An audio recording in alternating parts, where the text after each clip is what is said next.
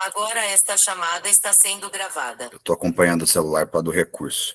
Bom dia a todos. Começa aí nossa primeira aula de teoria das estruturas. Essa matéria terá 8 aulas, tá? Ao longo dos dias aí. E é uma disciplina que professor Rit e eu dividimos ela, tá?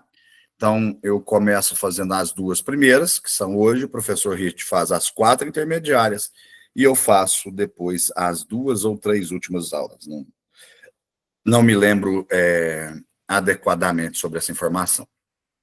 O que nós vamos estudar em teoria das estruturas?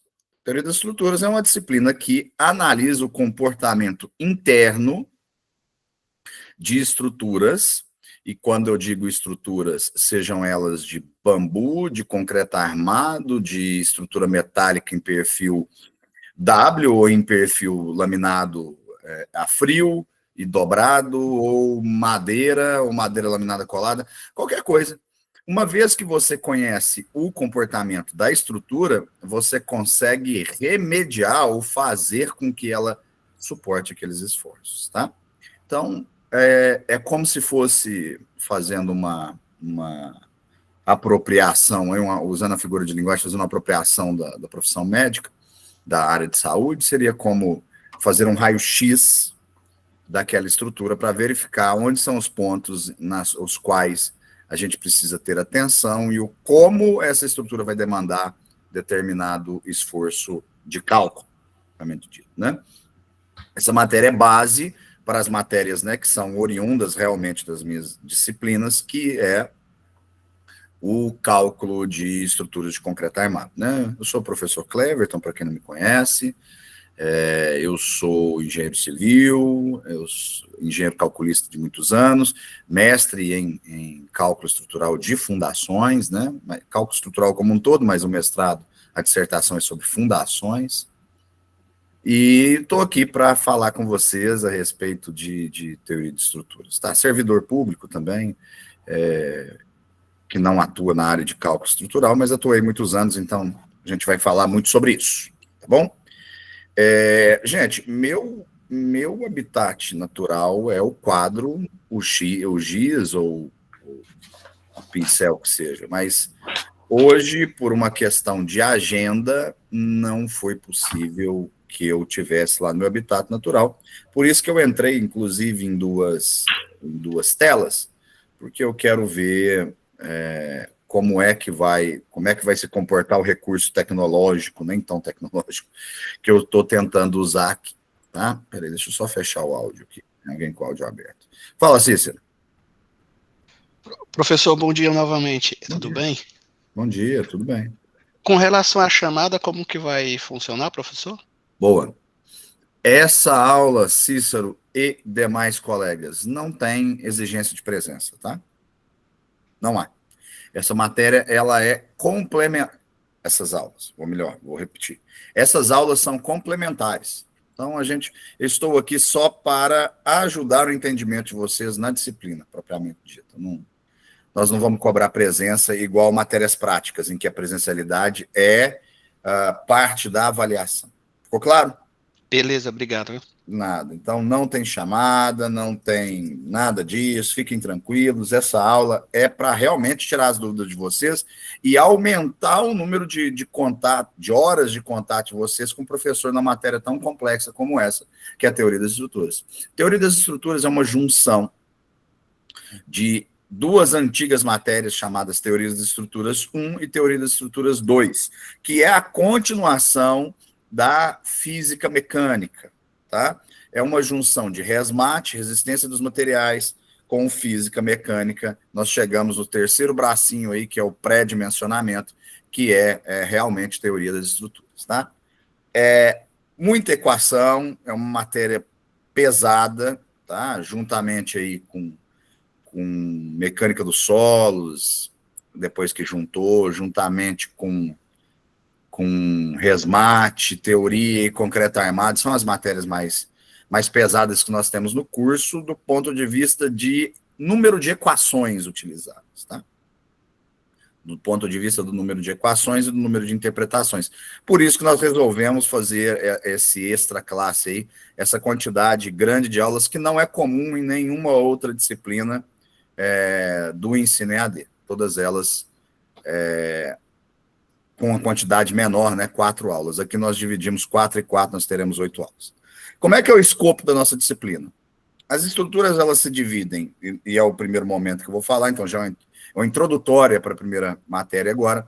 As estruturas se dividem em 3 classes principais. As hipoestáticas, ou seja, as que não se sustentam, as isoestáticas, ou seja, a estaticidade dela se dá no limite, né? O número de reações são um número estritamente necessário para o equilíbrio do corpo rígido, né? Por isso isoestático, e temos as hiperestáticas, que é aquela em que o número de vínculos transcende a necessidade mínima para equilíbrio de um corpo rígido.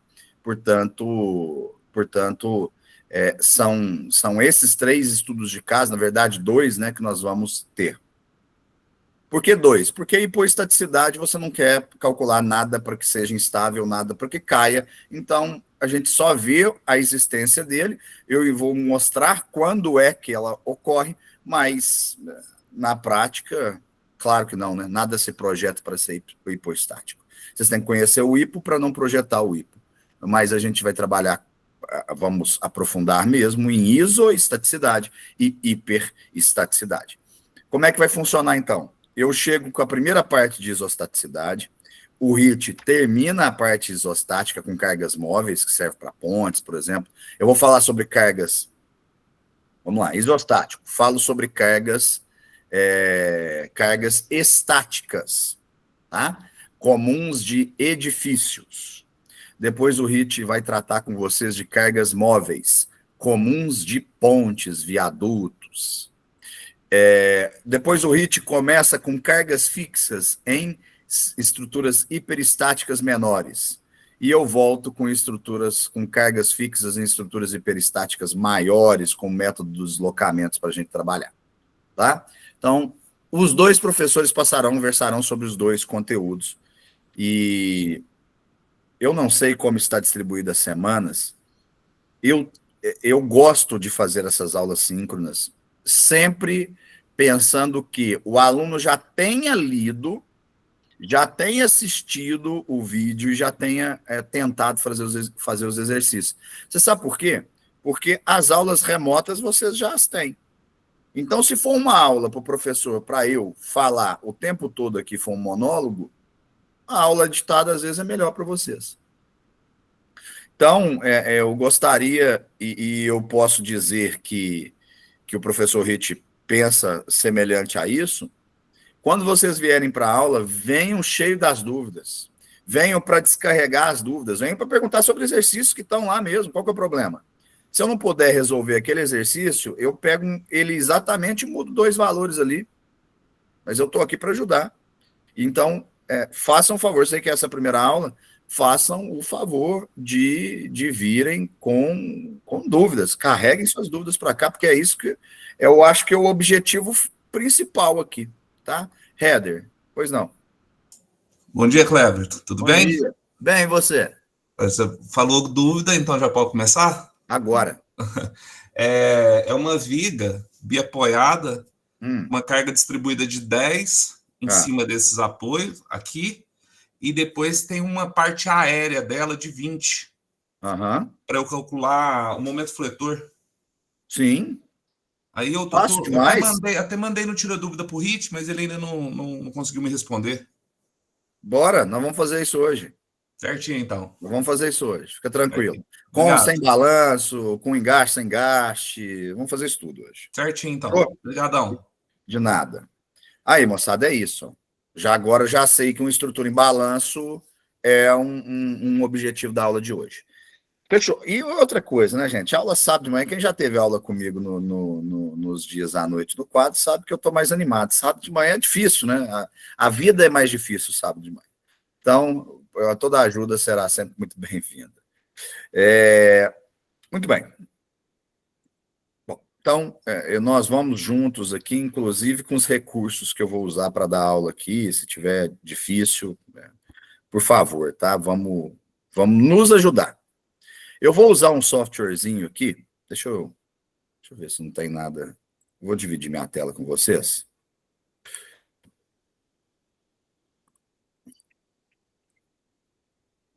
Acho que não tem nada aberto aqui que tenha direito autoral, qualquer coisa desse tipo que eu não posso compartilhar. Vocês estão vendo minha tela? E deixa eu só colocar o celular também em tela cheia, que aí eu vejo o que está rolando aqui. Peraí. Eu estou no celular também, assistindo a aula. Como é que faz no celular para colocar a tela cheia, gente, aqui?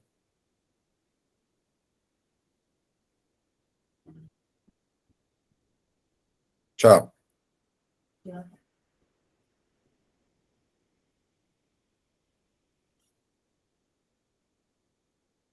Muito bem. Aí, eu rotaciono. Pronto. Eu só precisava colocar. Então é o seguinte, eu vou usar esse recurso aqui chamado MathType para escrever equação. Espera aí só um segundo, pessoal, porque aqui é uma barulheira aqui em casa, impressionante.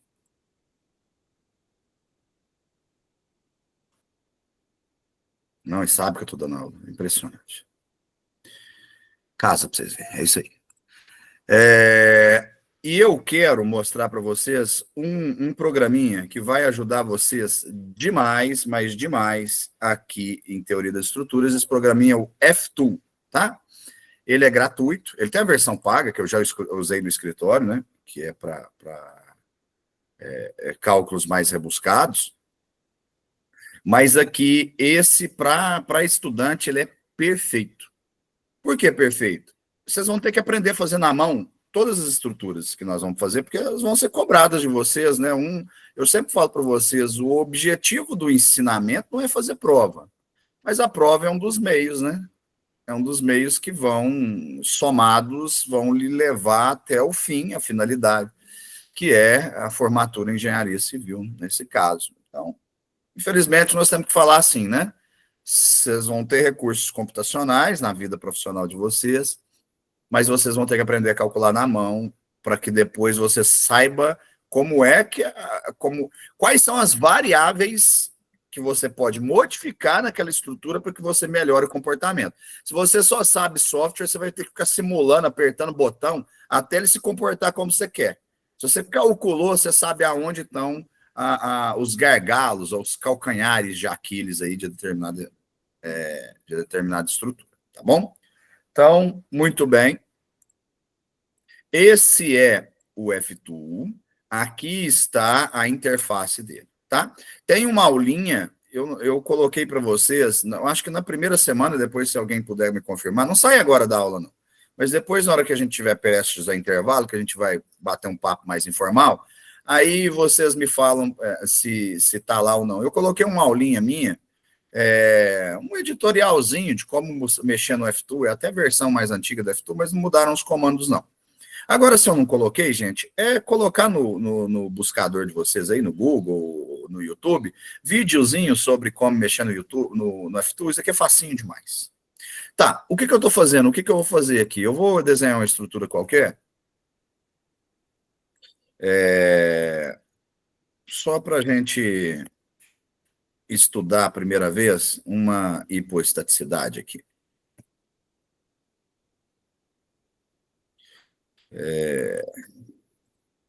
7, 5, 12 e 5, 12, 0.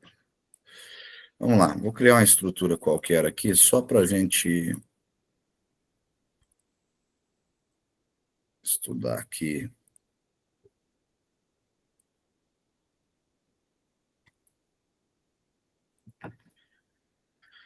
Criar o conceito de hipoestasticidade.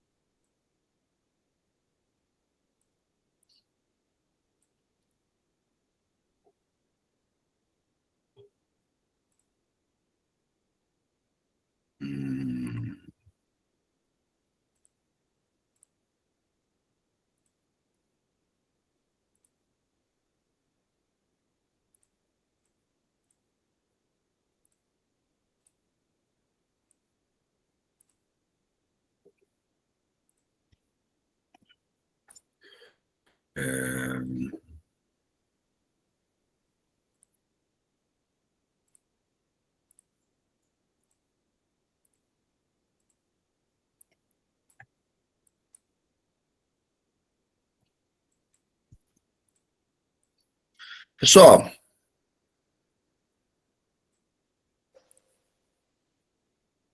eu criei uma estrutura aqui na qual, deixa eu tirar um desses apoios aqui. Deixa eu começar pelo começo, né?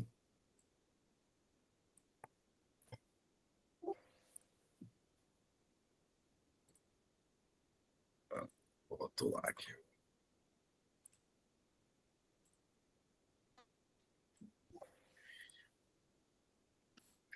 Veja, eu criei uma estrutura qualquer aqui e estou tentando pedir o software para calcular ela para mim. E aí, o que ele fala aqui para mim? Ele pede para eu checar as condições de suporte, porque existe alguma condição aqui que causa instabilidade.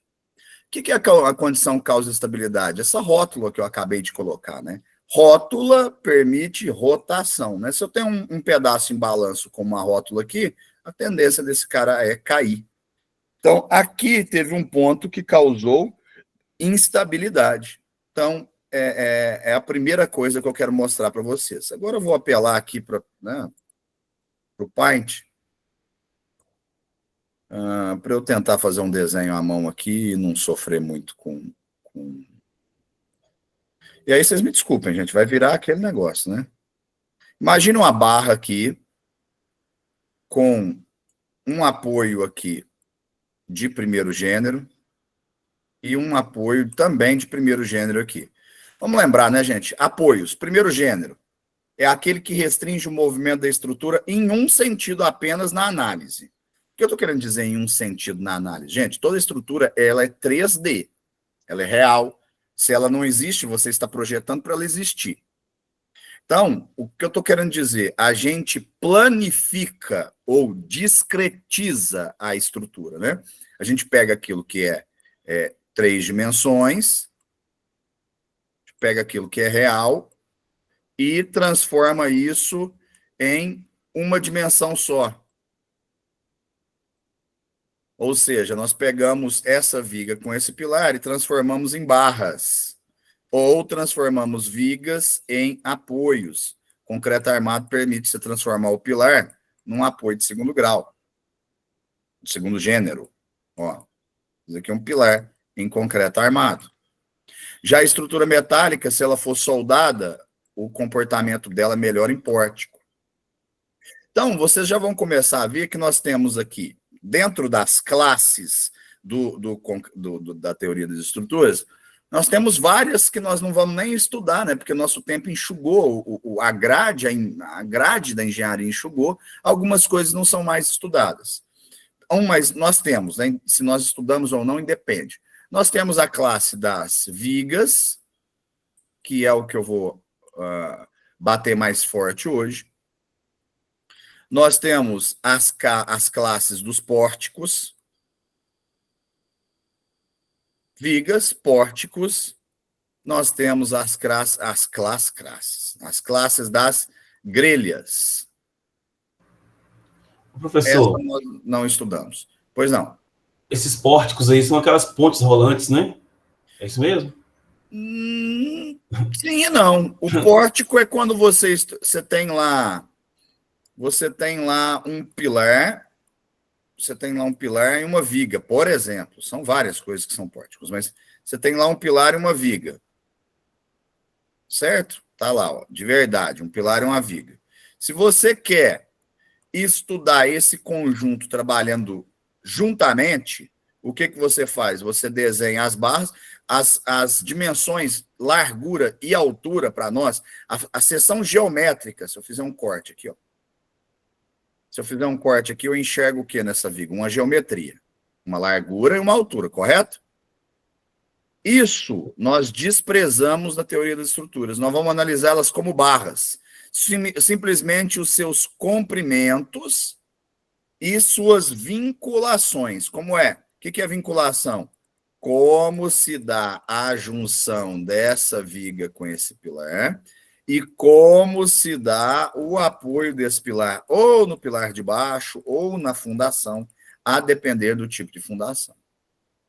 Então, o que eu faria aqui, se aqui fosse o térreo, por exemplo? Aqui está no solo, isso aqui é o térreo, aqui embaixo está a fundação. Essa estrutura seria calculada desse jeito, ó, discretizada para ser calculado desse jeito, se ela fosse metálica, né? Isso é um pórtico. Isso é um pórtico, moçada. Então, o que eu estou fazendo quando eu analiso pórticos? Eu estou estudando os elementos verticais, normalmente que são os pilares, e os elementos horizontais, que normalmente são vigas. Uma ponte rolante é aquele elemento que usa-se em oficinas, né, para você levantar motor, carregar grandes carregamentos, né? E a ponte rolante, via de regra, eu já calculei várias. A ponte rolante, via de regra, você tem os pilares, eu estou desenhando em planta, você está vendo, aliás, um corte, né? Você está vendo lá no fundo os pilares do galpão mesmo. Supor um galpão, temos vários pilares, pode ser de aço, de concreto armado, né? Aqui no meio tem enchimento com tijolo e tal. E aqui sairia, no sentido da tela, né? Sairiam as tesouras, né? Vou fazer. Ficou ruim. Saíram no sentido das telas tesouras. Nós estamos vendo, então, ao fundo, como se eu estivesse vendo o muro, a parede lateral do galpão. A ponte rolante, ela vem e é instalada uma viga metálica aqui. Uma viga metálica do outro lado. Imaginem agora que a gente dê um giro de 180 graus. E veja a outra parede, aí nós temos uma viga exatamente igual a essa, e aí em corte a gente teria, então, assim, um lado do galpão está aqui, o outro lado do galpão está aqui, eu tenho uma viga aqui da ponte rolante, eu tenho uma viga da ponte rolante, e eu tenho a ponte rolante em si, que é uma viga de estrutura metálica bem robusta, em que ela caminha no sentido do longitudinal ao galpão, para o cara poder, por exemplo, carregar uma carga nesse sentido, ó, ele pode mover ela da esquerda para a direita nesse sentido, e do começo para o fundo do galpão. Então, você acaba mapeando ali o galpão onde você quer movimentar.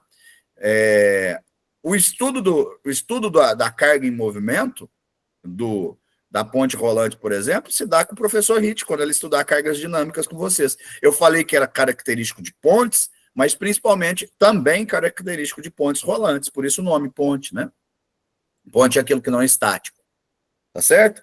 Então, o pórtico ele serve para avaliar um conjunto, não necessariamente uma ponte rolante. Hein, professor? Eu perguntei porque lá onde que eu trabalho, né? Tem esse desenho, o primeiro que você fez aí, tem esse desenho. Que? Não, o de baixo com a viga. E, esquerda. Que? E esse. E tem ao meio dele, tem um motor que sustenta, que é para pegar alguma coisa no chão, sustentar e levar sob trilho. Embaixo, nas duas extremidades, tem um trilho. A ponte rolante, o trilho está aqui? Isso. Aí vai para lá e para cá. Então, essa ponte rolante é uma ponte rolante que você analisa ela em pórtico. Sim. Isso. Aí, uma de 15 toneladas e a outra de 6 toneladas. Ah, perfeitamente. Você já viu dessa que eu falei que eu calculei aqui, né? Claro. Ela é só a viga. Essa daqui eu não tinha nem conhecimento dela. Veja você. Nunca me solicitaram um cálculo dessa daqui. Essa daqui provavelmente é engenheiro mecânico que deve calcular ela. É isso mesmo. Deve ser engenheiro mecânico. Ele está lá sempre dando manutenção nela. Ah, perfeito. Então é Obrigado, isso. professor. De nada. Bom, pessoal, então, tá vendo essas ligações com a realidade? São isso, é você fazer essas análises. O seu prédio inteiro, a sua casa, seu apartamento, o seu sítio inteiro é teoria da estrutura. Uma barraca, uma toca do Gugu, para quem tem idade aí para saber do que eu estou falando, uma toca do Gugu é teoria das estruturas. Você falar que o elemento é mais ou menos resistente é outra conversa, mas é teoria das estruturas. Então, a gente tem que analisar os esforços onde eles estão, para daí a gente poder combatê-los, como eu havia dito para vocês, tá? E aí, vamos dizer quando é que se usa cada um desses caras assim, pelo menos quando é recomendado. Inclusive, grelhas que eu risquei aqui. Vejam só. Na teoria de concreto armado, na hora que você vai lá na NBR 6118/2014, ela fala lá no item 17, aí eu já não vou lembrar qual o item 17, que é possível admitir-se um modelo linear, que é o que nós estamos fazendo, tá? Nós estamos estudando modelo linear. É possível se admitir um modelo linear no qual os pilares são substituídos por apoios de segundo gênero, os pilares de concreto armado, e a solidariedade, ou seja, a relação entre o vínculo do pilar com o vínculo da viga, nos pilares extremos, os cantos, pode ser estudado através da relação de rigidez. Isso tudo está dentro de teoria das estruturas. Você compreendeu bem, você vai compreender isso lá em concreto armado. Muito bem. Pode-se, alternativamente, se estudar como pórtico. Não sei se vai dar tempo nessa aula, mas, assim, por exemplo, eu calculei um prédio aqui em Uberaba, e por conta das características desse prédio, dele ter muita transição, o que é isso? O prédio vem com 15 andares, com aquela malha de pilares descendo, de repente ele não pode chegar no chão porque eu tenho 2 níveis de garagem. Então ele não pode passar. E esses pilares vão ser coletados por viga. Então ele é um prédio que ele tem muita distorção. Por quê? Porque se uma viga sela aqui embaixo, ela puxa o pilar que vai puxar outra viga que vai puxar a laje. Então a redistribuição de esforços nesse prédio é dos mais complexos que eu já tive que enfrentar. Então, lá, por segurança, eu fiz a análise considerando as vigas simplificadas desse jeito, tá? Só que no caso do concreto armado, transformando os pilares em apoios de segundo gênero. E isso daqui eu já coloquei uma aula de revisão para vocês. Tá todo mundo por dentro aí? Deixa eu parar aqui um minutinho. Tá todo mundo por dentro aí que é apoio de primeiro, segundo e terceiro gênero, não tá? Sim. Sim. Então, beleza. Então, não preciso ficar repetindo isso. Então, alguém falou comigo? Sim, ótimo. E além de fazer essa análise com apoios de segundo gênero e barras, eu também, por conta da deformação, porque nós vamos ver isso em pilares, lá em concreto armado, a deformação causa esforços chamados de esforços de segunda ordem. Então, para analisar mais de perto, com mais uma lupa nos esforços de segunda ordem, eu separei o prédio em pedaços, em fachadas, e vim fazendo secções nas fachadas e criando pórticos dele desde o momento que ele se apoiava na viga aqui embaixo até sua estrutura da caixa d'água, para ver como, no pior das hipóteses, ele se deformava e como essa deformação rendia uma redistribuição de momentos fletores. Então, o que eu estou querendo dizer? Então, às vezes, não é um modelo só, não é capaz de ser preciso, principalmente no cálculo manual. Por quê? Porque, por vezes, ela vai se comportar mais perto de uma viga com esses apoios. Por exemplo, quando você tem uma casa térrea, o comportamento é muito mais próximo aqui. Porque os pilares não são tão solicitados. Tanto é que vocês veem em casinha aí, o povo faz com coluna 7x17 e tá tudo bem. Por quê? Porque a carga das vigas é relativamente pequena, a sua capacidade de rotação, sua capacidade resistente, as cargas que vão nos pilares, os momentos transmitidos para os pilares são pequenos. Então, assim, ela se comporta. E se você for armar como pórtico, você vai acabar fazendo o seguinte: para quem já conhece, já estão num período que vocês, acho assim, na minha humilde opinião, que vocês já tinham que estar por dentro de construção, construindo, já tem que ter visto pelo menos uma armadura. Vocês sabem que nós temos lá, por exemplo, as armaduras das vigas, que elas vêm assim, né? Tá aqui o estribo. Então aqui tá a armadura da viga. Positivo, né? Armadura positiva em cima, negativa embaixo. E o estribo passando aqui. E aí, como é que acontece quando você tem um pilar? Você entra com ela dentro do pilar e a ferragem do pilar, ela, né, vamos supor que tem mais andares. A ferragem do pilar passa aqui por dentro dela, aqui com os estribos do pilar e vai embora. E só para outra, né? Aqui, normal, tem um negócio que a gente discute em concreto armado, que a norma fala que os estribos têm que passar, inclusive, na zona de encontro dos dois, que é um absurdo, né? Porque ou você coloca o estribo da viga ou você coloca o estribo do pilar. É um absurdo para armar. Essa zona aqui, moçada, ó, essa zona aqui é uma zona preocupante. O que eu estou querendo dizer? É a ligação de viga com pilar, que seria esse ponto do pórtico. Muita atenção, seria esse ponto do pórtico. Por que que às vezes é mais adequado você permitir determinada rotação e não analisar como pórtico uma estrutura de concreto armado? Porque quando você analisa por pórtico, vocês que já começaram, igual o Header já começou os exercícios, sabem que o diagrama de momento fletor daquilo ali, ó, vai ficar algo assim. Assim, um momento de cá, aqui vai ter um momento negativo, um momento positivo, vai terminar, e outro momento de cá, ó. Isso é essa estrutura aqui, ó. É o diagrama de momento fletor dessa estrutura. Então, eu vou ter um momento máximo positivo aqui, vou ter um pico de momento mínimo negativo aqui, e vou ter esse mesmo valor de K, que é a distribuição. O que eu estou querendo dizer? Quando você transmite, quando você permite que a estrutura transmita esforços plenos de rotação da viga para o pilar, você tem o mesmo valor do momento fletor que está na viga do engastamento no pilar. Isso implica em dizer que você vai ter que ter um... E quem, no concreto... Você não estamos falando de concreto armado, mas é um exemplo, gente, entenda, é só exemplo. Quem no concreto armado... Ó, a flexão gera um binário. Ó, quando você pega uma viga que fletiu, vamos pegar, eu estou exagerando, uma viga, ela fletiu de tal maneira que ela, né, abaulou, selou no centro. Quando você faz uma secção aqui para você analisar o que está acontecendo, quando você analisar isso que está acontecendo, aqui tem um binário de forças.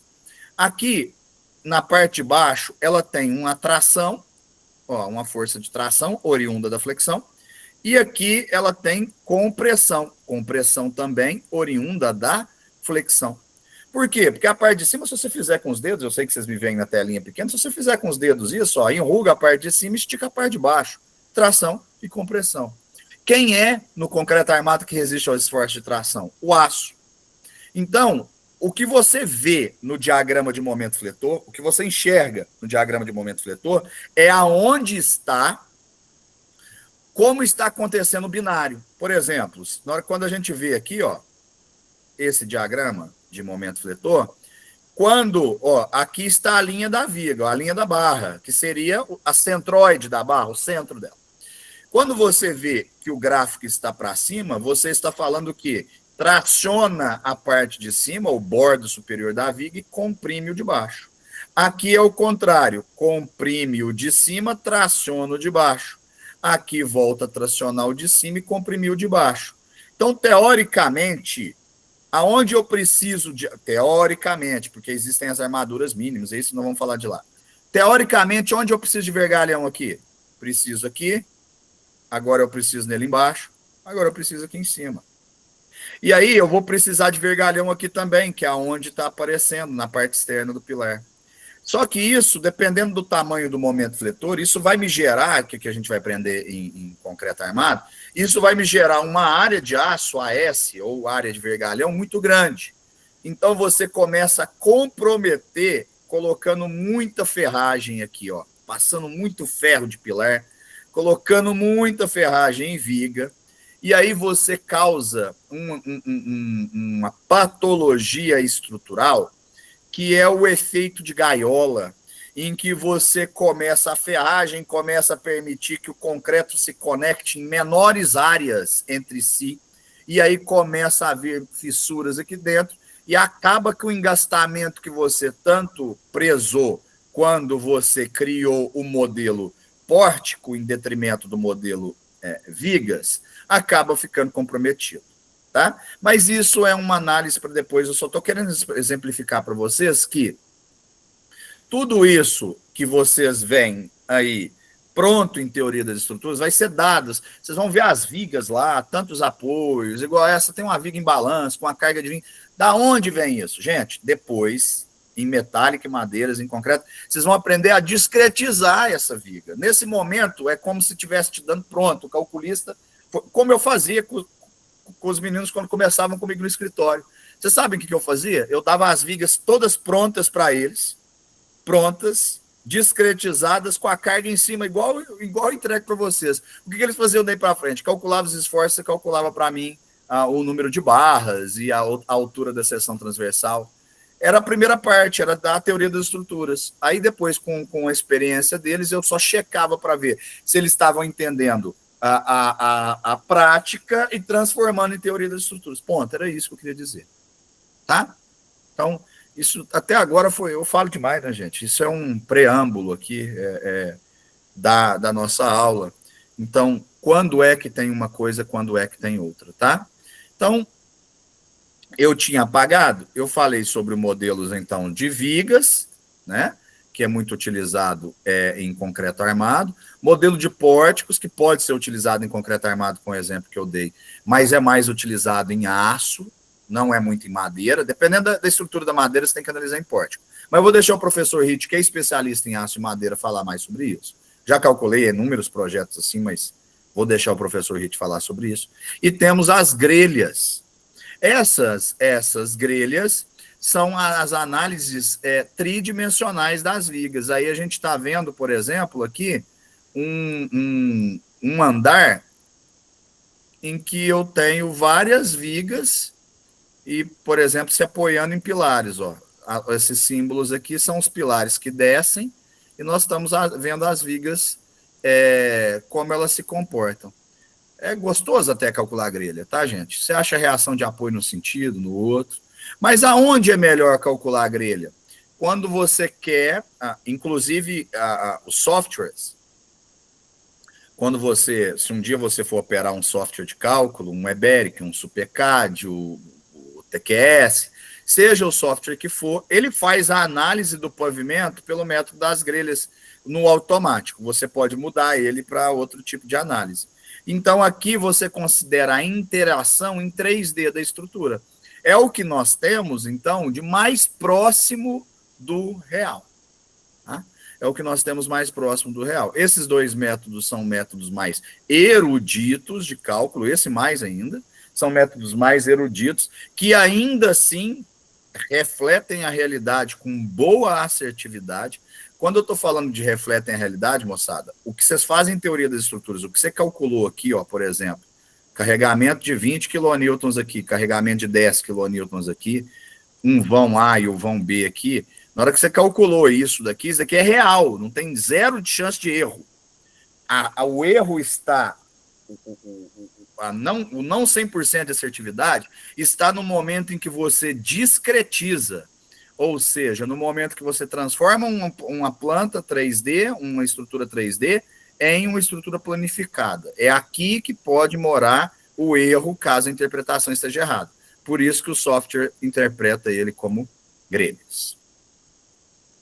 Muito bem, falamos de todos os tipos aí, agora vamos começar nossa primeira materinha de hoje, que é a análise do grau de estaticidade de uma estrutura. Estaticidade é a capacidade do elemento em ter pequenas deformações, mas manter-se ainda, do ponto de vista das grandes rotações e do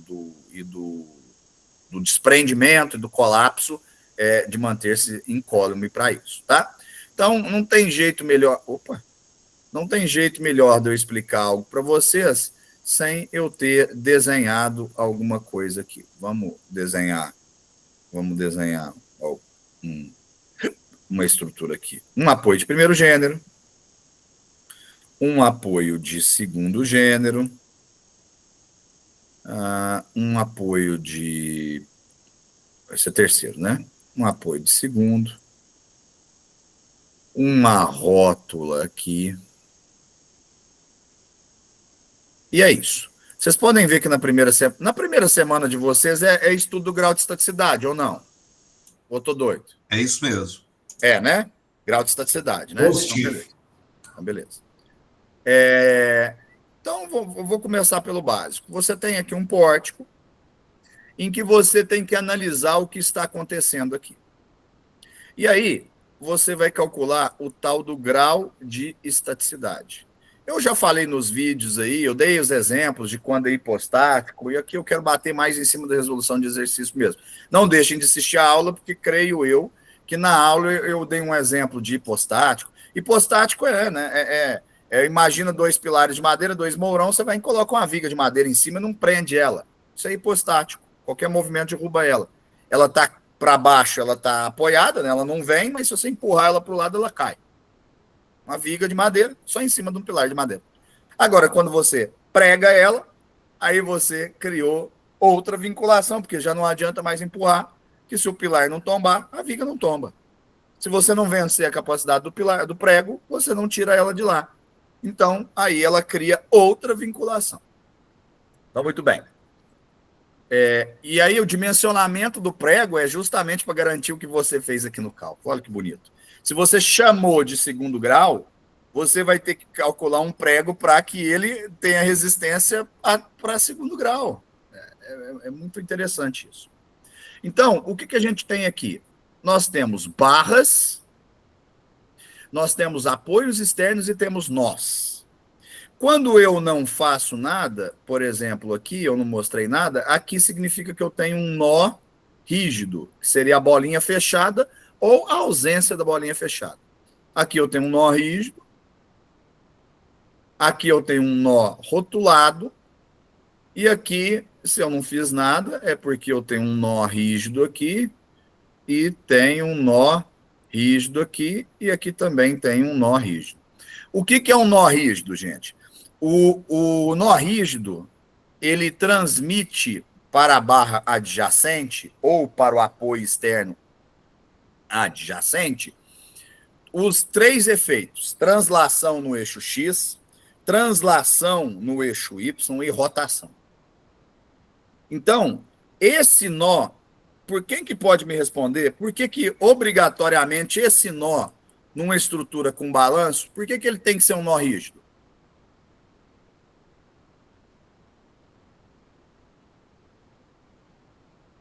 Ninguém? Porque se ele tiver rotulado, a viga vai girar. Você fica numa sacada, né, em que ela é rotulada? Você tem coragem de chegar numa sacada para tomar uma cervinha e observar a cidade com um nó rotulado? Não, ela vai fazer isso. Ó. A rótula seria o análogo à dobradiça da porta. Então, a rotulação é a não transferência de esforços. E o que acontece com balanços? A gente permite a transferência de esforços para que esse momento fletor seja transferido para cá e esse elemento seja suportado. Então, por isso que nós temos um nó rígido. E o nó rígido, então, quais são os esforços que ele transfere? Observe comigo. Se eu empurrar essa barra daqui para lá,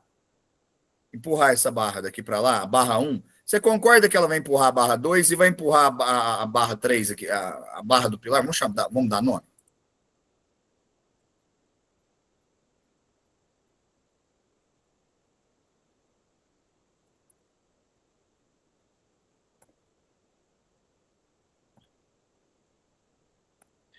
Pronto.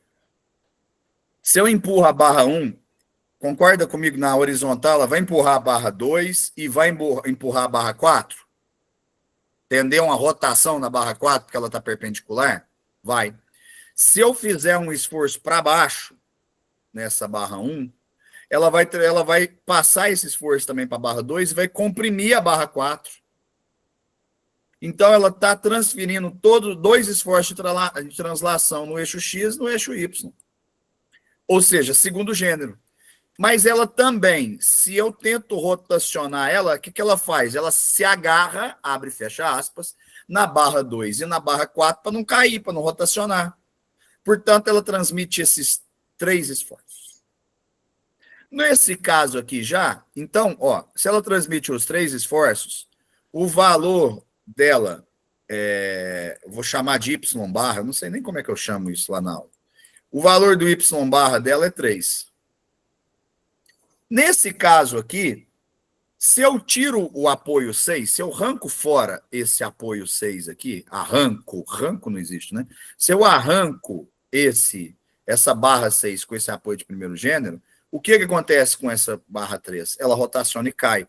Por quê? Porque aqui ela só está transmitindo esse nó, só transmite o esforço na horizontal, se eu empurrar esse, chega naquele, e só transmite o esforço na vertical. Nada neca de pitibiriba de esforço de rotação. Portanto, o Y barra desse cara é igual a 2. Muito bem. A equação do grau de estaticidade é igual a 3 vezes o número de barras menos as restrições advindas dos vínculos externos menos as restrições advindas dos vínculos internos. Vamos para esse exemplo factual, tá? Eu rabisquei aqui, mas lembra da barra original, né? Era um balanço, vou trabalhar na barra original. N é o número de barras. Então, a primeira coisa que eu vou fazer antes de jogar na fórmula é calcular N. Quantas barras eu tenho? Acabei de numerar. Gente, todas as vezes que eu tenho. Por isso que eu nem coloco carregamento na maioria das vezes. Mudança de intensidade de carregamento não faz modificar a barra. Continua sendo a mesma barra. O que faz a modificação de barra? De mudar o número de barras? Quando ela tem ligação com outras barras. Seja na horizontal, oblíqua, perpendicular, na vertical, não interessa. Dessa barra ligou com outras barras, aí muda o número, tá? Então, aqui eu tenho a barra 1, que tem um nó, ligou com a 4 e 2, tem a 2 que liga com a 3 e 5, e a 3 que liga com as 2, 5 e 6. Então, o N é igual a 6. Contamos as 6 barras, o N é igual a 6. Agora, aí depois é só multiplicar por 3, né? Então, isso daqui vai dar, esse primeiro termo vai dar 18.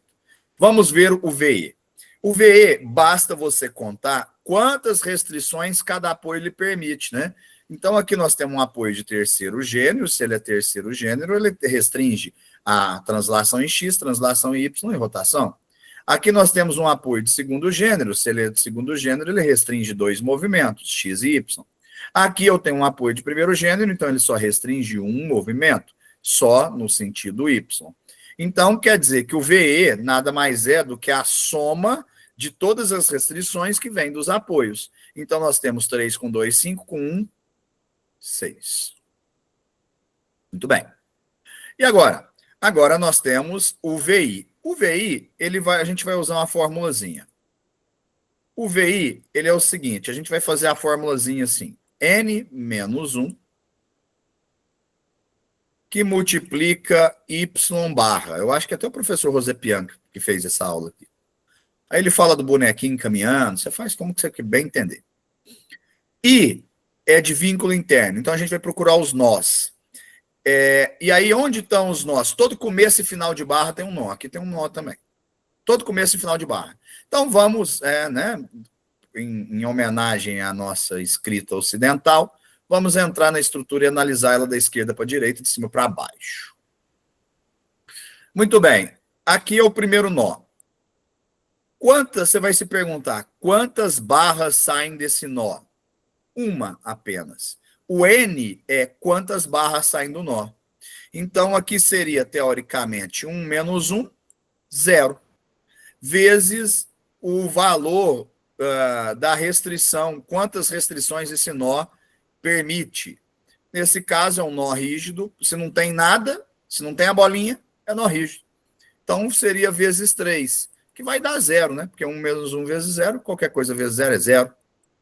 Claro. E aí, você já não precisa mais, nunca mais fazer isso. Por quê? Para você ter um valor existente de VI, para ele ser diferente de 0, e o VI não existe negativo, né? Então só temos os números naturais. Eu não lembro mais quais são os conjuntos dos números que só permitem os positivos, né? Faz tempo que eu não... Para a gente só ter números positivos, eu tenho que ter do nó pelo menos 2 barras saindo dele, tá? Então a gente entra no próximo nó, que é esse nó que eu estou circulando. Vamos lá, o VI desse nó. Quantas barras saem dele? Ora, desse nó sai a barra 1, sai a barra 2, sai a barra 4, desculpe. Então, eu tenho 3 barras saindo do nó, 1 é constante da equação, vezes a rigidez do nó, que nesse caso é 3. Então, nós temos que aqui, esse nó tem um vínculo interno de 6 restrições. Agora, nós chegamos nesse nó aqui. Ó, esse, ó. Muito bem. Quantas barras saem desse nó? Só a barra 4, o outro é um apoio externo. Então, daria na mesma, né? 1 menos 1, 0, vezes 3 deu 0. Então, o valor desse nó é 0. Então, ó, o valor desse nó é 0, o valor desse nó é 0, o valor desse nó é 6. Agora, vamos pegar esse nó aqui. Esse nó, quantas barras saem dele? 3 também. Então, 3 menos 1 vezes... Agora, qual que é a rigidez desse nó? Só de translação. Então, ele vale 2, é uma rótula. 3 vezes 2. Então, nós temos 4, é o valor da rigidez desse nó. 4. Agora, nós temos esse nó. Quantas barras saem desse nó? 2, né? Saem a barra 3 e a barra 6. Então, nós temos 2 menos 1, é um nó rígido, vezes 3, que vale 3 também. Então, esse nó vale 3. Podemos jogar na equação. Gzão, então, é igual a 3. Opa, 3. Deixa eu fazer aqui. Gzão é igual a 3 vezes o número de barras, que são 6, menos as restrições advindas dos vínculos externos, que são 6, que nós contamos 3 mais 2 mais 1, menos a somatória das restrições dos vínculos internos. 0 com 6 é 6, com 0 continua sendo 6, com 4 dá 10, com 3 dá 13. Então, menos 13. Ah, e aqui deu 0 também, e aqui deu 0, né? Ó, nesse ponto aqui deu 0, e nesse ponto aqui deu 0 também, né? Então, por isso que é só 13. Aqui, 3 vezes 6, 18, menos 19, então dá menos 1. Menos 1, nós temos uma situação hiperestática. Ou seja, quando é menor que o G é menor do que 0, nós temos uma condição hiperestática. O que eu estou querendo dizer? Essa estrutura tem um vínculo restritivo a mais do que ela precisaria, do que o mínimo que ela... Ó, um vínculo restritivo a mais do que o mínimo que ela precisa para se manter estável. Certo? Ou seja, eu posso trabalhar num vínculo aqui, eu poderia transformar esse apoio aqui de primeiro gênero para segundo gênero. Por exemplo, o que seria uma transformação na vida real nesse apoio de primeiro gênero para segundo gênero? Seria, aqui o segundo gênero é um pilar em cima do outro pilar.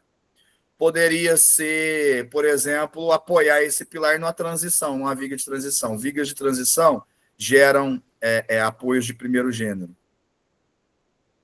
Então, eu poderia trocar isso aqui por uma viga. É isso que essa análise está me dizendo. Tá? Alguém tem alguma dúvida? Vamos ver a dúvida de alguém. Diga, Heather. Cleverton, às vezes eu não entendi certinho.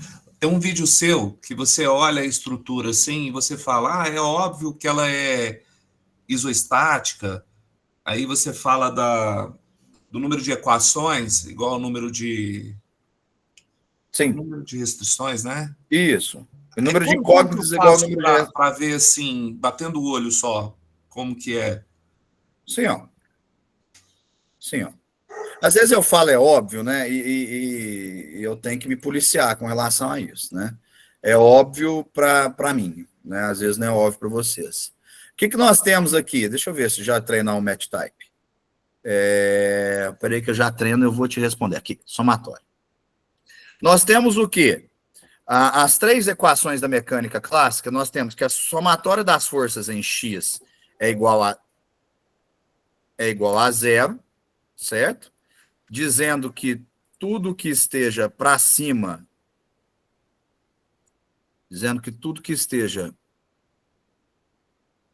para cima é positivo.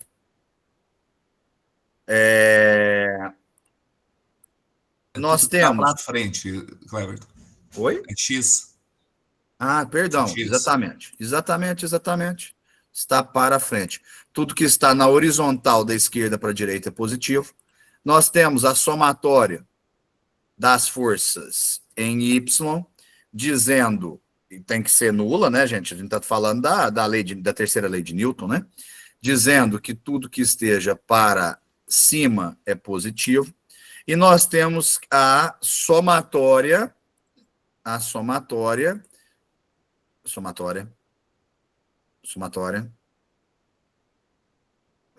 dos momentos num apoio qualquer que eu vou chamar de A, igual a 0, dizendo que, eu não sei se tem o símbolozinho da rotação aqui, não tem o símbolo da rotação, mas dizendo que tudo que tende a rotacionar no sentido horário é positivo. Tranquilo. Você sabendo dessas 3 equações, você sabe o seguinte, ó. Se eu tenho uma viga em que eu tenho 2 apoios de primeiro gênero, olha isso daqui. Na hora que eu for fazer o diagrama de corpo livre, quantas incógnitas vão surgir nesse apoio? Apenas uma. O apoio está para cima, então eu só vou ter uma força em XA. Aqui, eu só vou ter uma força em XB. Então, quantas incógnitas eu tenho aqui para a reação de apoio? 2. Quantas equações eu tenho? 3. 3, então tem uma situação hipostática. Tá, entendi. Entendeu? Agora cria aqui um segundo gênero.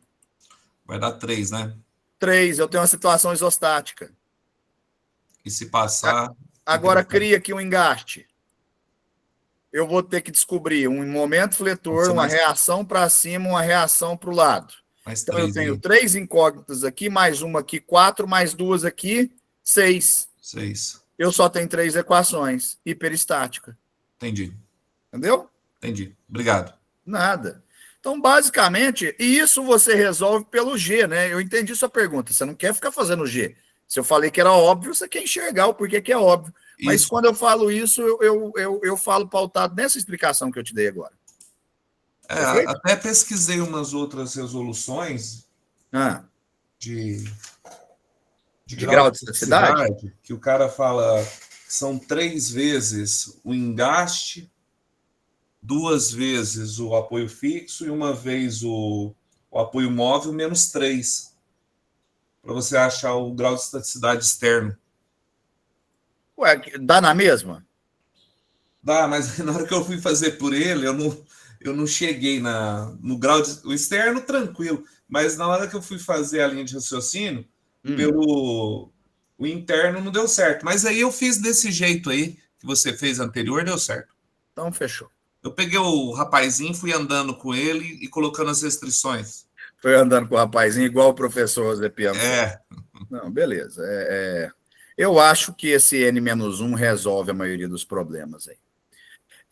Muito bem. Então, agora, tem dúvida a respeito disso? Eu posso pular para a próxima etapa, que agora é o cálculo realmente de... Obrigado, Marco. Que é o cálculo da estrutura em si. Posso, né? Posso tocar. Pessoal, é o seguinte, eu vou falar gravando isso porque merece estar gravado. Hoje, houve um erro de agenda na Uniub e me colocaram para ter aula com vocês aqui até 10h15. Mas você sabe o que acontece? 10h15 eu tenho que estar na Uniub com aula no presencial. E hoje é Uniub aberta. Então, a menos que eu invente o teletransporte, se algum de vocês inventou e puder me mostrar como é, eu não consigo estar em 2 lugares ao mesmo tempo ou me transportar da minha casa para a Uniub em 30 segundos. Na verdade, nós temos 59 segundos. Mentira, né? 59 segundos até virar 9h31. Então, assim, eu vou parar essa aula um pouco mais cedo e aí, por conta que eu tenho que estar lá e botar o dedão lá no ponto, tá? Então, deixa eu já... tacar-lhe pau. E aí eu peço para vocês a paciência. Vamos tocar direto? Porque aí eu posso parar um pouquinho mais cedo e a gente perde menos aula em vez de parar esses 15 minutos. Por mim, tranquilo, Cleverton. Então... Ô, professor, eu lembrei aqui de uma vez que você estava dando aula à noite, né? Sim. E eu precisei sair, você estava até escrevendo quadro, eu precisei sair, te falei, professor, eu preciso ir para outra aula. Marcaram no mesmo dia e no mesmo horário. Aí você falou, não, tá tranquilo, Nilson. Eu já tinha as 3 participações, né? Era a última aula.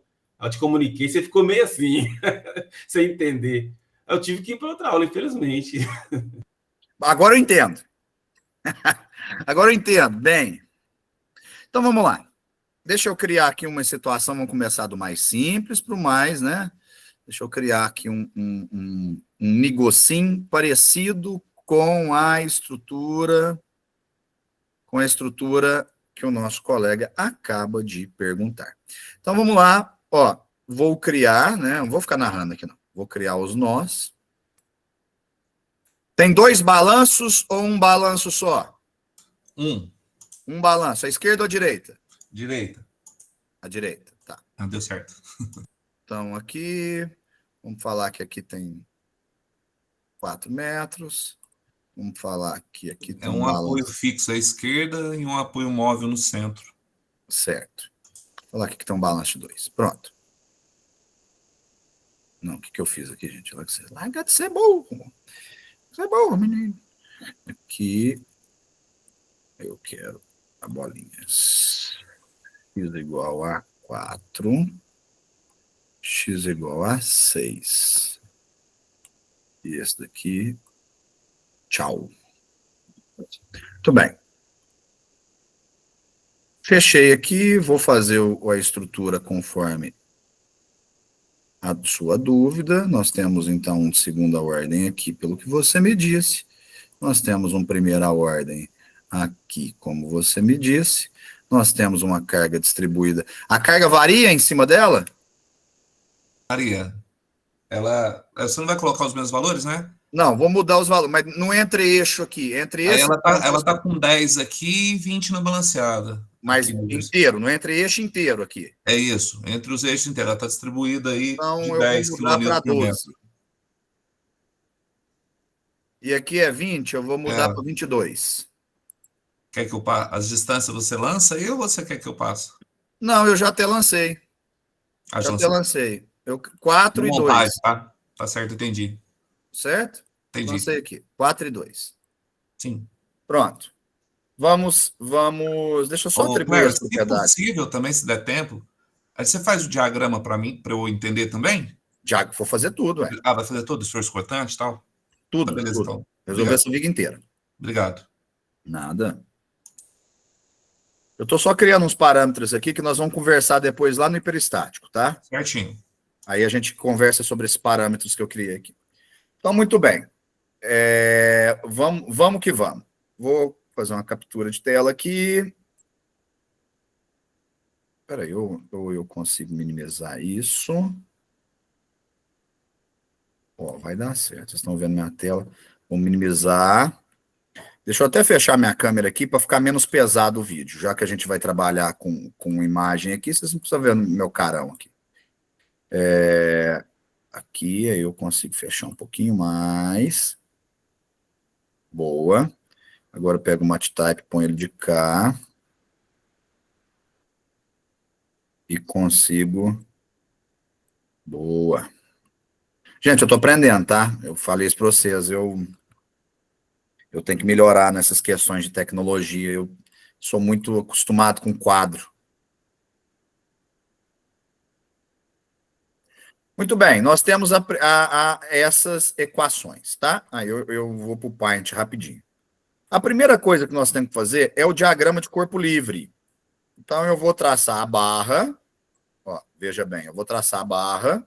Deixa ela de cá. Não, gente. Vocês já perceberam o quanto eu sou bom com tecnologia, né? Ó, vou traçar a barra e vou colocar o diagrama de corpo livre. O que aparece no diagrama de corpo livre? Ora, aqui aparece um apoio de segundo gênero, então me aparecem 2 forças aqui para eu avaliar. Eu tenho uma força vertical em A e tenho uma força horizontal em A. Vai ter muita gente que vai chamar de FYA, FXA, por causa dos apoios. 4 metros dela depois, eu vou ter uma força vertical em B. E aqui estão os apoios, então, plotados no meu diagrama de corpo livre. Aí eu tenho que verificar o seguinte. Aqui eu tenho uma carga distribuída.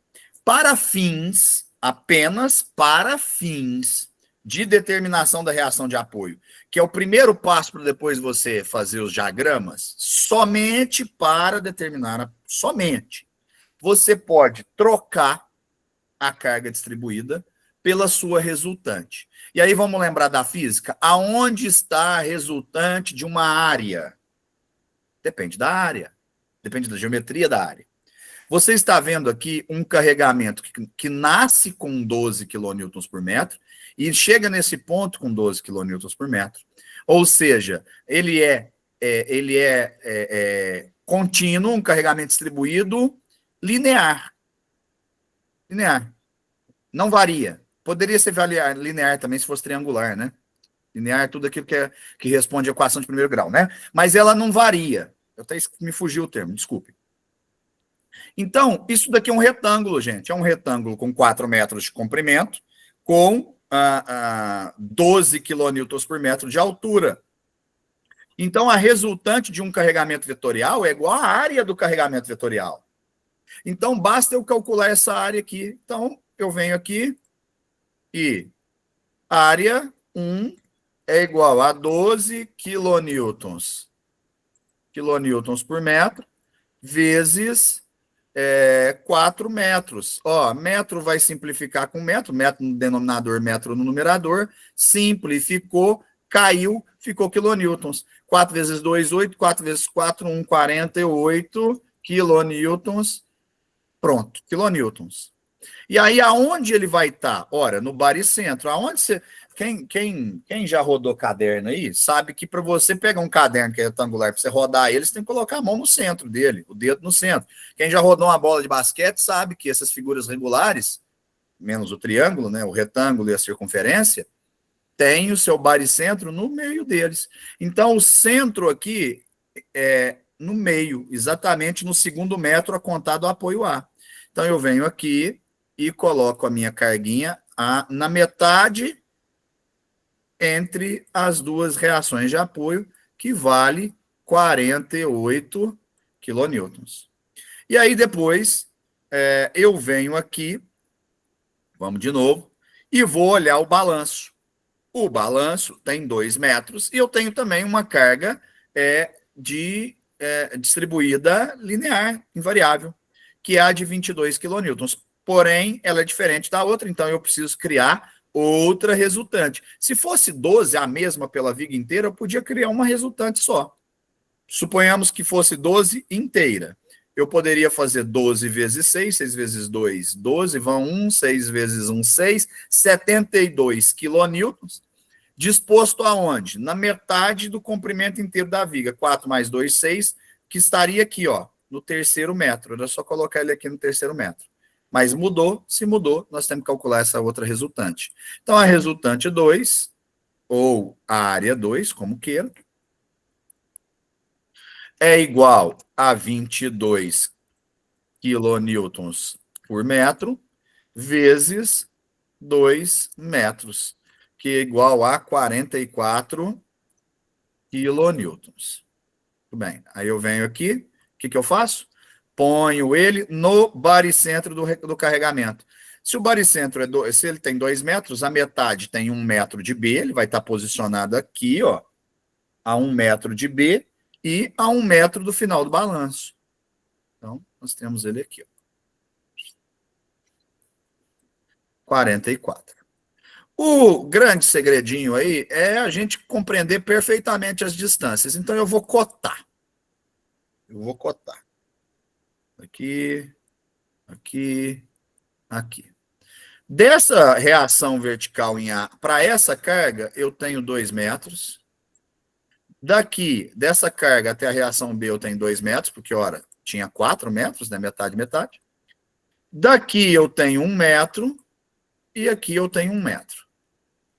Bom, isso posto, agora eu vou chamar as minhas equações. Deixa eu ver se eu consigo trabalhar com as duas telas aqui.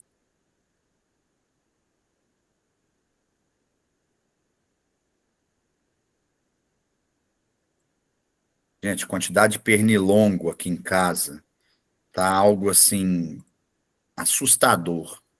Não sei com vocês aí. Eu tive dengue no começo desse ano, achei que eu ia... Quase cantei para subir, viu? Muito bem. Então, nós temos aqui que a somatória das forças em X tem que ser igual a zero e tudo que está para a direita é positivo.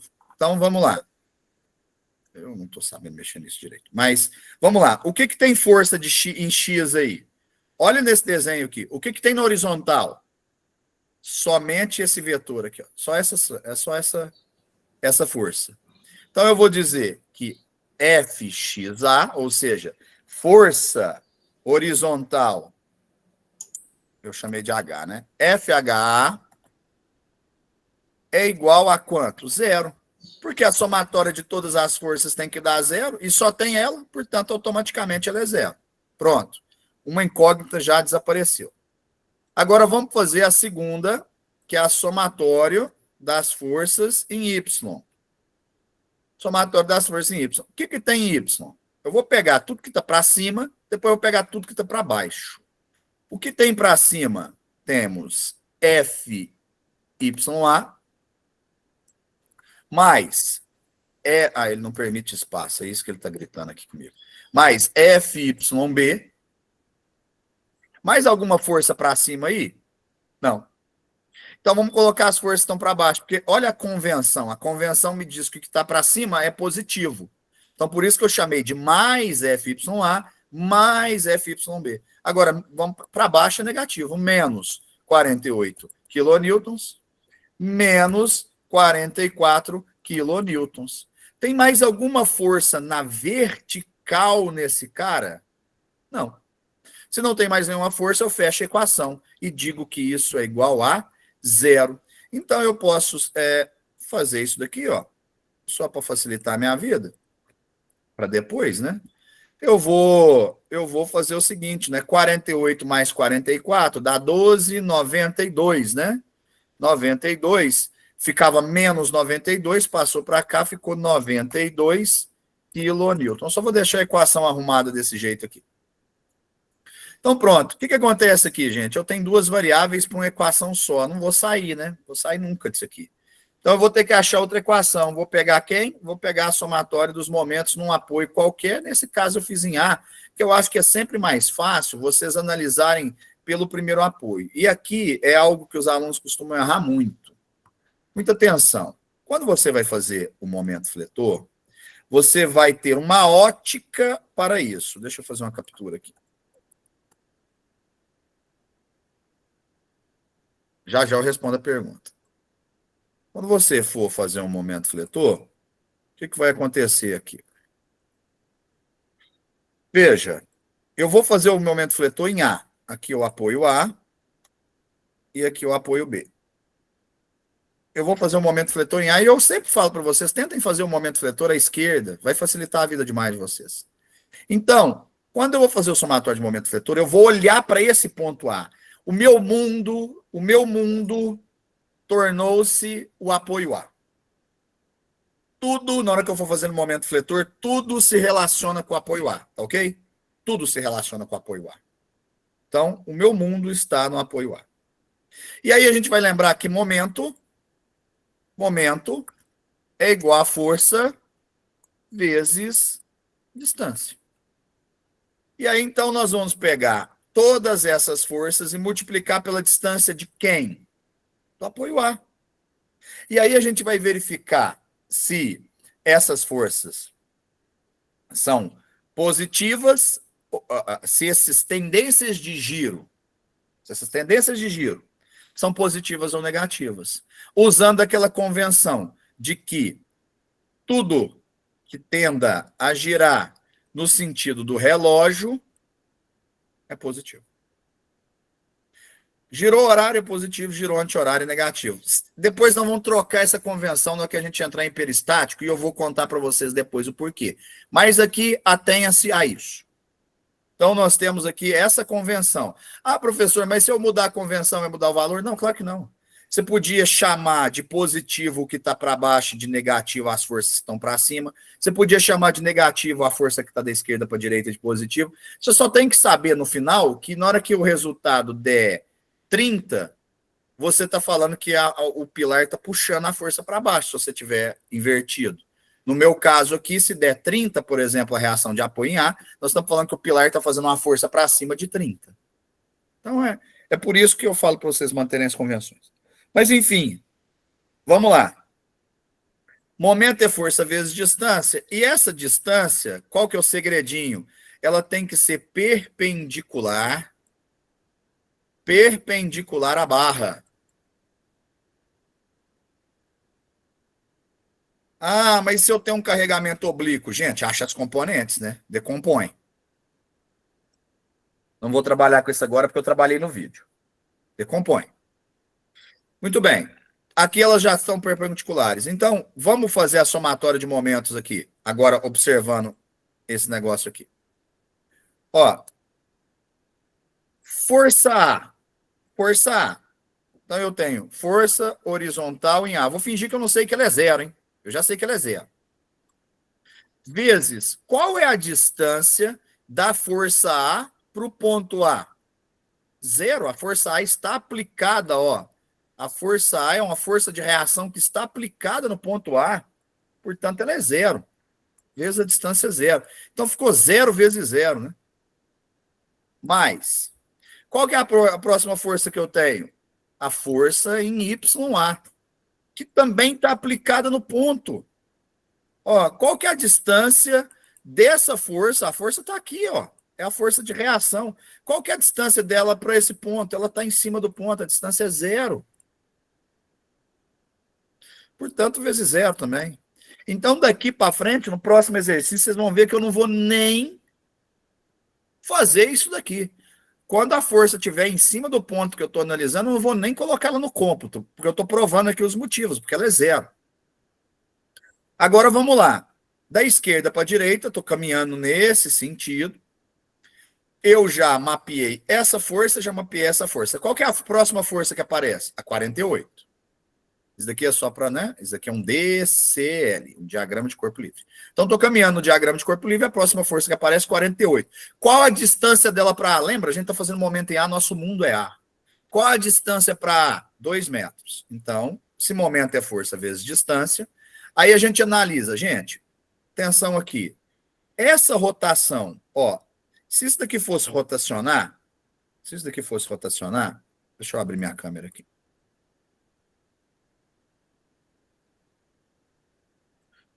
Dá uma olhadinha para mim aqui na câmerazinha. Aqui está o apoio A. Opa, aqui está o apoio A. A força está aqui. Se isso for rotacionar, é nesse sentido. Ó. Ó. Ou seja, a rotação é no sentido do relógio, ó, horário. Então, é essa análise que tem que fazer. Para onde está rotacionando? Sentido horário. Se é sentido horário, Cícero, já te respondo, tá? Já te dou a palavra. Se é no sentido horário, nossa rotação, ela é quem? Ela é positiva.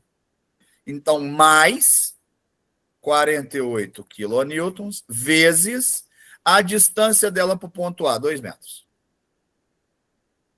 Continuo caminhando na minha estrutura, da esquerda para a direita. Então, já mapeei a carga de 48. O que é a próxima que eu encontro? A força YB, ou a força vertical em B, ou a reação vertical em B, como queira. Pode trocar F por R. E aí? O que ela acontece? Ela está ao contrário, né? Ela já está... Ela faz a rotação, ó, anti-horário. Contrário ao relógio. Contrário ao relógio, então, nós temos que... Ó, tende a subir, contrário ao relógio. Nós temos, então, que nós temos um valor negativo, que é FVB menos FVB vezes a distância que ele está do ponto A. 2 mais 2, 4 metros. E, por fim, eu tenho a carga de 44, que está de cima para baixo. Então, se está de cima para baixo, nós já mostramos que a rotação é positiva, mais a distância que ela está do apoio A. Ó, 2 mais 2 mais 1. Então, ela está a 5 metros. Então, 44 quilonewtons vezes 5 metros. Acabaram as forças no corpo? Sim, acabaram. Então, o que eu vou falar aqui quando eu igualo a zero? Eu falo, todas essas forças, mesmo elas existindo, esse cara tem que estar no repouso. Se ele não tem repouso, né? Se ele está no repouso, significa que a somatória das forças é nula, por isso é zero. Então, agora é só a gente matematicar esse negócio, né? Então, aqui, já sumiu o FYA e FHA, eu vou passar o FVB para o lado, então fica 48 vezes 2 dá 96, 96 mais 44 vezes 5, 5 vezes 4, 20, 5 vezes 4, 20, 220, 220 mais 96, 316, 48 vezes 2 mais 44 vezes 5, 316, 316, quilonewton vezes metro, veja, eu multipliquei força por distância, quilonewton vezes metro, é igual a FVB vezes 4 metros. Então, isolando, portanto, FVB será igual a 316 por 4, 79 quilonewtons. Pronto, determinei quanto que vale a força em B.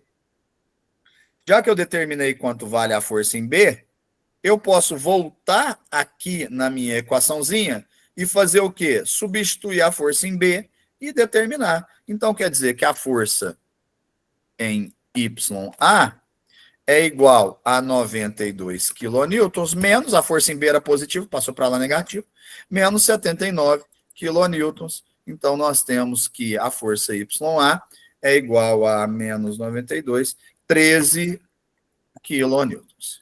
Pronto. Determinei minhas reações de apoio. Eu já sei agora quanto desse peso todo está sendo absorvido por esse pilar, quanto desse peso todo está sendo absorvido por este pilar. Cícero, diga. Ô Cleverton, então não precisa acessar o outro link não, né? Vamos continuar só aqui mesmo, né?